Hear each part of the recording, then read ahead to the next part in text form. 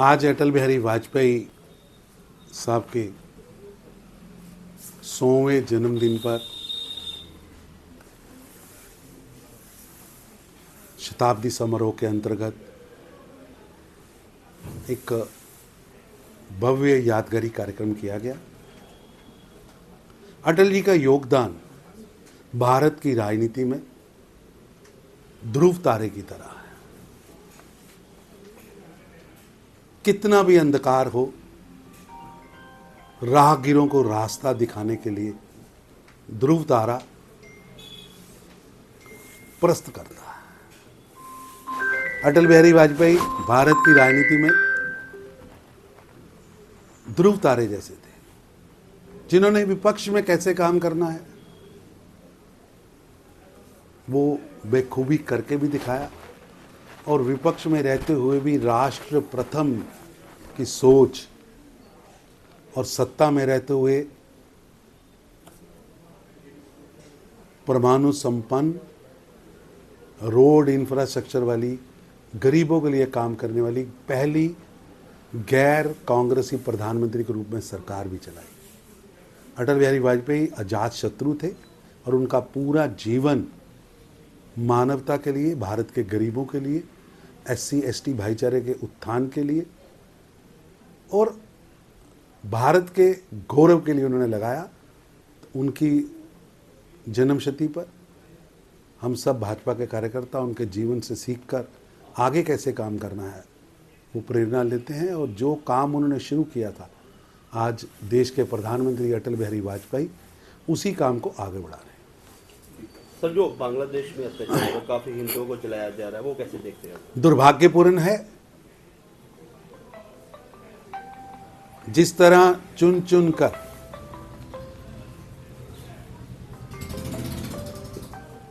धर्म के आधार पर जिहादी मानसिकता के तहत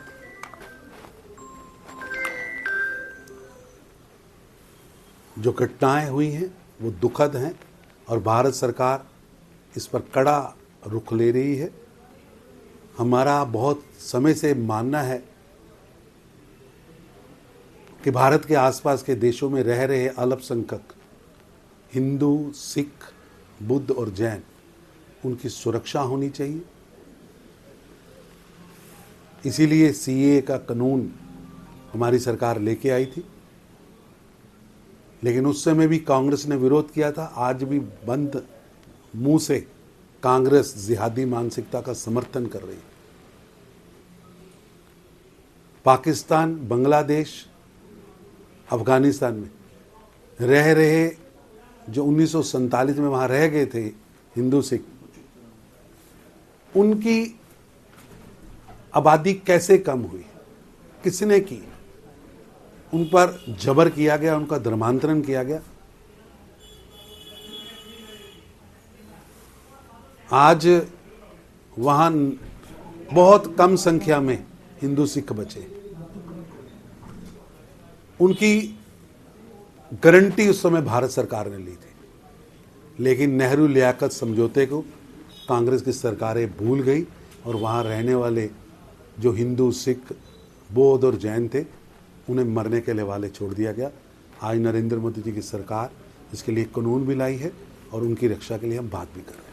सर, पंजाब में पत्रकारों पर पर्चे दर्ज है, बहुत माड़ी गल है। पंजाब के अंदर पंजाब की भगवंत मान की सरकार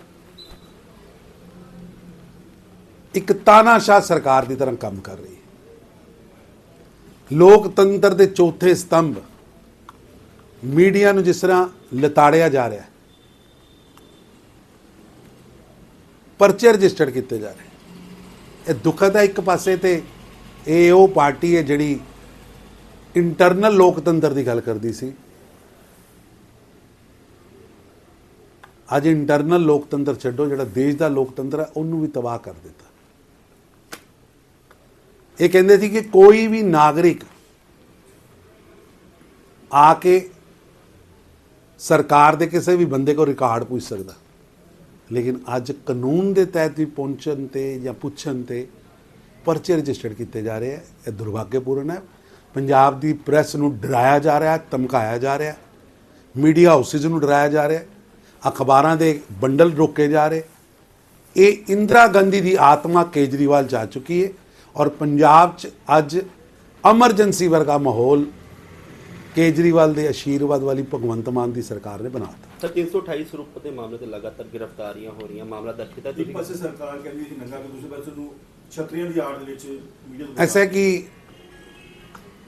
ਸਰੂਪਾਂ ਦੀ ਪਾਵਨ ਸਰੂਪ ਨੇ, ਦੋਸ਼ੀ ਫੜੇ ਜਾਣੇ ਚਾਹੀਦੇ, ਲੇਕਿਨ ਬਦਲਾਖੋਰੀ ਨਾਲ ਨਹੀਂ, ਨਿਆਂ ਮਿਲਣਾ ਚਾਹੀਦਾ। ਨਿਆਂ ਮਿਲਣਾ ਚਾਹੀਦਾ ਔਰ ਦੋਸ਼ੀ ਕੋਈ ਹੋਵੇ, ਕਿੱਡਾ ਵੀ ਵੱਡਾ ਕਿਉਂ ਨਾ ਹੋਵੇ, ਔਰ ਤੇ ਕਠੋਰ ਕਾਰਵਾਈ ਹੋਣੀ ਚਾਹੀਦੀ ਹੈ। ਲੇਕਿਨ ਸਟੂਲ ਬਣਾ ਕੇ ਪੋਲਿਟਿਕਸ ਨਹੀਂ ਕਰਨੀ ਚਾਹੀਦੀ। ਇਹ ਪਵਿੱਤਰ ਸਰੂਪਾਂ ਦੀ ਗੱਲ ਹੈ, ਗੁਰੂਆਂ ਦੇ ਸਰੂਪ ਦੀ ਗੱਲ ਹੈ, ਸ਼੍ਰੀ ਗੁਰੂ ਗ੍ਰੰਥ ਸਾਹਿਬ ਦੀ ਗੱਲ ਹੈ। ਇਹ ਤੇ ਰਾਜਨੀਤੀ ਨਹੀਂ, ਨਿਆਂ ਹੋਣਾ ਚਾਹੀਦਾ। सर सतिंदर सिंह कोहली ਨੂੰ गिरफ्तार किया पंजाब पुलिस, जिथे एक पासे भगवंत मान कह रही है सरकार करांगे सरेआम जो भी होगा उसके खिलाफ कार्रवाई की जाएगी, पर फिर भी पुलिस जो है पत्रकारों ਤੋਂ ਦੂਰ ਰੱਖ ਰਹੀ ਹੈ। ਸਤਿੰਦਰ ਸਿੰਘ ਕੋਹਲੀ ਮਤਲਬ 50 ਤੋਂ ਵੱਧ ਪੁਲਿਸ ਉੱਥੇ ਪੰਜਾਬ ਦੀ ਹਰ ਕੰਮ ਦੇ ਅੰਦਰ ਦਾਲ ਚ ਕਾਲਾ ਸਪਸ਼ਟ ਦਿਖਦਾ। ਲਾਅ ਐਂਡ ਆਰਡਰ ਅਸਤ ਵਿਅਸਤ ਹੈ, ਜਗ੍ਹਾ ਜਗ੍ਹਾ ਤੇ ਧਮਾਕੇ ਹੋ ਰਹੇ, ਗੋਲੀਆਂ ਚੱਲ ਰਹੀਆਂ, ਗੈਂਗਸਟਰ ਵਾਰਦਾਤਾਂ ਕਰ ਰਹੇ ਔਰ ਭਗਵੰਤ ਮਾਨ ਸਾਹਿਬ ਮਸਤ ਨੇ, ਪੋਲਿਟਿਕਸ ਕਰ ਰਹੇ, ਭਰਮ ਦੀ ਝੂਠ ਦੀ ਸਿਆਸਤ ਹੋ ਰਹੀ। ਪੰਜਾਬ ਦੇ ਅੰਦਰ ਮਨਰੇਗਾ ਦੇ ਕਾਰਨ ਪੰਜਾਬ ਦੇ ਮਜ਼ਦੂਰ ਪਿਛਲੇ 4 ਸਾਲਾਂ ਦਾ ਹਿਸਾਬ ਭਗਵੰਤ ਮਾਨ ਸਾਹਿਬ ਵਾਈਟ ਪੇਪਰ ਜਾਰੀ ਕਰੋ। 100 ਦਿਨ ਅਸੇ ਮਨਰੇਗਾ ਲਾਗੂ ਹੋਇਆ ਸੀ ਪੰਜਾਬ 'ਚ, ਕਿਉਂ ਨਹੀਂ 100 ਦਿਨ ਲਾਗੂ ਹੋਇਆ? ਐਸਟੀਮੇਟ ਅੱਜ ਘਪਲੇ ਕਿੰਨੇ ਕੀਤੇ, ਕੌਣ ਜਾਂਚ ਰੁਕਾ ਕੇ ਬੈਠਾ? ਹੁਣ ਮੋਦੀ ਸਾਹਿਬ ਕਹਿ ਰਹੇ ਕਿ ਗਰੀਬ ਨੂੰ 125 ਦਿਨ ਦੀ ਗਰੰਟੀ ਦੇਵਾਂਗੇ। ਤੁਹਾਡੇ ਪੇਟ 'ਚ ਦਰਦ ਕਿਉਂ ਹੋ ਰਹੀ ਹੈ? ਮੋਦੀ ਸਾਹਿਬ ਨੇ ਬਜਟ 1.5 ਗੁਣਾ 2 ਗੁਣਾ ਕਰਤਾ, ਤੁਸੀਂ ਸਪੋਰਟ ਕਿਉਂ ਨਹੀਂ ਕਰ ਰਹੇ? ਪੰਜਾਬ ਦੀ ਭਗਵੰਤ ਮਾਨ ਦੀ ਸਰਕਾਰ ਔਰ ਕਾਂਗਰਸ ਨੂਰਾ ਕੁਸ਼ਤੀ ਖੇਲਦਿਆਂ ਹੋਇਆਂ ਪੰਜਾਬ ਦੇ ਮਜ਼ਦੂਰਾਂ ਦੇ, ਦਲਿਤਾਂ ਦੇ, ਕਿਸਾਨਾਂ ਦੇ ਖਿਲਾਫ ਕੰਮ ਕਰ ਰਹੀ। ਮੋਦੀ ਸਾਹਿਬ ਕਹਿ ਰਹੇ ਕਿ ਜਦੋਂ ਇਹ ਨਵੀਂ ਸਕੀਮ ਦੇ ਅੰਦਰ ਜਦੋਂ ਕਟਾਈ ਤੇ ਬੁਆਈ ਦਾ ਟਾਈਮ ਹੋਵੇ ਉਦੋਂ ਮਨਰੇਗਾ ਨਹੀਂ ਹੋਏਗੀ, ਤਾਂ ਕਿ ਕਿਸਾਨ ਔਰ ਮਜ਼ਦੂਰ ਮਿਲ ਕੇ ਖੇਤੀ ਕਰ ਸਕਣ। ਇਹ 'ਚ ਕੀ ਗਲਤ ਹੈ? ਤੁਸੀਂ 100 ਦਿਨ ਦੇ ਬਜਾਏ 25 ਦਿਨ 28 ਦਿਨ ਦੇ ਰਹੇ ਸੀ, ਮੋਦੀ ਸਾਹਿਬ ਕਹਿੰਦੇ 125 ਦਿਨ ਦੇ ਨੇ। ਤੁਸੀਂ ਲੁੱਟਣ ਟੋਲਾ ਬਣਾਇਆ ਸੀ, ਤੁਸੀਂ ATM ਬਣਾ ਕੇ ਮਨਰੇਗਾ ਦਾ ਦੁਰਉਪਯੋਗ ਕਰ ਰਹੇ ਸੀ, ਲੁੱਟ ਰਹੇ ਸੀ। ਪ੍ਰਧਾਨ ਮੰਤਰੀ ਮੋਦੀ ਜੀ ਨੇ ਪਾਰਦਰਸ਼ਿਤਾ ਲਿਆਂਦੀ ਹੈ, ਪਰ ਭਗਵੰਤ ਮਾਨ ਸਾਹਿਬ ਦੱਸਣਾ ਪਏਗਾ ਕਿ ਮਨਰੇਗਾ ਦੀ ਲੁੱਟ 'ਚ ਜਿਹੜੇ ਲੋਕ ਸ਼ਾਮਲ ਸੀ ਉਹਨਾਂ ਤੇ ਅਜੇ ਤੱਕ ਕਾਰਵਾਈ ਕਿਉਂ ਨਹੀਂ? ਤਰਨਜੋਤ ਜੀ, ਪੰਜਾਬ ਸਰਕਾਰ ਨੇ ਰਿਪੋਰਟ ਕਾਰਡ ਜਾਰੀ ਕੀਤਾ, ਉਹਨਾਂ ਦਾ ਇਹ ਕਹਿਣਾ ਕਿ ਭਗਵੰਤ ਮਾਨ ਸਾਹਿਬ ਦਾ ਕਿ ਜਿੰਨੇ ਹੜ੍ਹ ਆਏ ਸੀ ਸਭ ਤੋਂ ਜ਼ਿਆਦਾ ਭਰਪਾਈ ਜਿਹੜੀ ਆ ਉਹ ਪੰਜਾਬ ਨੇ ਕੀਤੀ, ਕੇਂਦਰ ਸਰਕਾਰ ਨੇ ਮਦਦ ਜਿੰਨੀ ਕਰਨੀ ਚਾਹੀਦੀ ਉਹਨੇ ਮਦਦ ਕੀਤੀ ਨਹੀਂ। ਮੈਂ ਇਹਨਾਂ ਨੂੰ ਨਿਵੇਦਨ ਕਰਾਂਗਾ ਕਿ ਜਿਹੜੇ ਮਕਾਨਾਂ ਦੇ ਪੈਸੇ ਮੋਦੀ ਸਾਹਿਬ ਨੇ ਭੇਜੇ, ਕਿਸਾਨਾਂ ਨੂੰ ਪੈਸੇ ਭੇਜੇ, ਬਕਾਇਦਾ ਅਕਾਊਂਟ ਆਇਆ, ਉਹਨੂੰ ਡਿਨਾਇਲ ਕਰਨ ਨਾ, ਲਿਖਤ ਡਿਨਾਇਲ ਕਰਨ, ਝੂਠ ਬੋਲਣ, ਲਿਖਤ ਦੱਸਣ ਕਿ ਇਹ ਪੈਸਾ ਨਹੀਂ ਆਇਆ। ਸਿਰਫ ਝੂਠ ਬੋਲਿਆ ਜਾ ਰਿਹਾ, ਜਦ ਕਿ ਪੈਸਾ ਕੇਂਦਰ ਸਰਕਾਰ ਦਾ ਤੇ ਮਸ਼ਹੂਰੀ ਭਗਵੰਤ ਮਾਨ ਸਾਹਿਬ ਆਪਣੀ ਕਰਾਉਣ ਲੱਗੇ ਹੋਏ। ਪੂਰੀ ਤਰ੍ਹਾਂ ਸਰਕਾਰ ਫੇਲ ਹੈ। ਮੈਂ ਭਗਵੰਤ ਮਾਨ ਸਾਹਿਬ, ਹੜ੍ਹ ਆਏ ਕਿਉਂ? ਇਹ ਮਾਨ ਮੇਡ ਟ੍ਰੈਜਡੀ ਹੈ, ਮਾਨ ਮੇਡ। ਕਿੰਨੇ ਖਨਨ ਕਰਾਇਆ, ਕਿੰਨੇ ਤੁਸੀਂ ਕੱਚੀ ਕੀਤੀ, ਕਿੰਨੇ ਪੰਜਾਬ ਨੂੰ ਹੜ੍ਹਾਂ ਸੇ ਨਿਮੰਤਰਣ ਦਿੱਤਾ? ਉਹਦਾ ਨਾਂ ਭਗਵੰਤ ਮਾਨ ਦੀ ਸਰਕਾਰ ਹੈ। ਤੇ ਭਗਵੰਤ ਮਾਨ ਸਾਹਿਬ ਹੜ੍ਹਾਂ ਤੇ ਸਿਆਸਤ ਵੀ ਕੀਤੀ ਔਰ ਉਹ ਖੁੱਲ੍ਹ ਵੀ ਗਈ। ਪੂਰੀ ਤਰ੍ਹਾਂ ਸਰਕਾਰ ਹਰ ਫਰੰਟ ਤੇ ਫੇਲ ਹੈ। ਕਾਊਂਟਡਾਊਨ ਸਟਾਰਟ ਹੋ ਚੁੱਕਾ। जनवरी 2027 जिस दिन चढ़ेगी भगवंत मान की सरकार पंजाब च चली जाएगी। मोमबत्ती छड्डो, सर्च लाइट ला के भी भगवंत मान की पार्टी लभेगी नहीं पंजाब च। भविष्यवाणी नहीं, सामने दिसदा। जनता की आवाज़ है, जनता की आवाज़ नगाड़ा है, खुदा होंदी। सर पंजाब ते बीजेपी अकेला लड़ेगी चोन की? बिल्कुल, कल्याण लड़ांगे भी और कल्याण जितांगे।